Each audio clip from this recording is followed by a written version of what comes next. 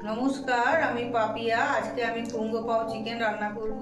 আমি 300 গ্রাম মতন এখানে চিকেন নিয়ে নিয়েছি, বোনলেস চিকেন। আমি বাজার থেকে ছোট ছোট পিস করে কেটে নিয়ে এসেছি। আর চিকেনগুলো আমি উষ্ণ গরম জলে ভালো করে ধুয়ে নিয়েছি। আমি এটাকে ম্যারিনেশন করে নেব। আমি এখানে 2 চামচ মতন ভিনিগার,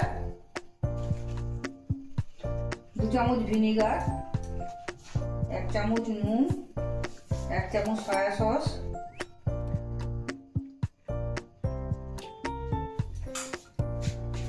হাফ চামচ গোলমরিচের গুঁড়ো, কর্নফ্লাওয়ার, 2 চামচ কর্নফ্লাওয়ার দিয়ে আমি এটা ভালো করে মেখে নেব।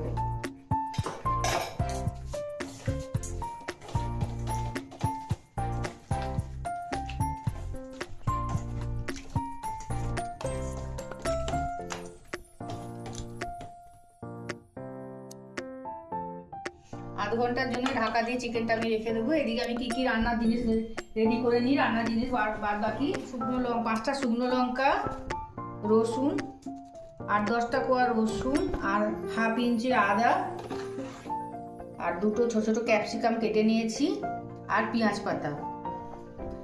আমি 100 গ্রাম মতন বাদাম নিয়ে নিয়েছি। কুঙ্গো পাও চিকেনটা করার জন্য আমি একটা গ্রেভি তৈরি করে দিচ্ছি। আমি এখানে 2 চামচ টমেটো সস, আর এই টমেটো সসটা আমি নিজেই বাড়িতেই তৈরি করে নিয়েছি। অল্প একটু সামান্য নুন দিচ্ছি, কারণ সসে আর মাংসে সবেতেই নুন আছে। অল্প সামান্য নুন দিয়ে দিচ্ছি। হাফ চামচ গোলমরিচের গুঁড়ো,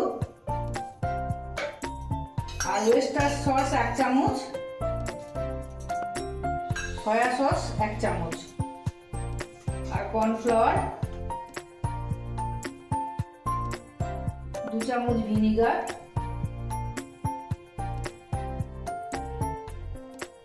অল্প একটু জল দিয়ে এটা আমি গুলিয়ে নেব।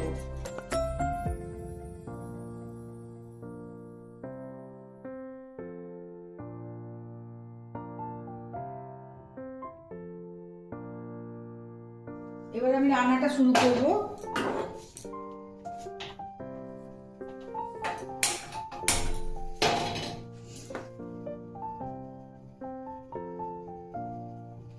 আমি 50 গ্রাম মতন সাদা তেল দিয়ে নিয়েছি।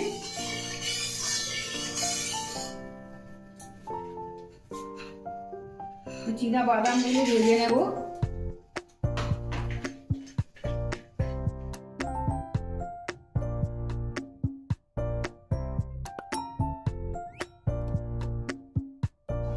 বাদামগুলো ভাজা হয়ে গেছে, বাদামগুলো আমি তুলে নেব।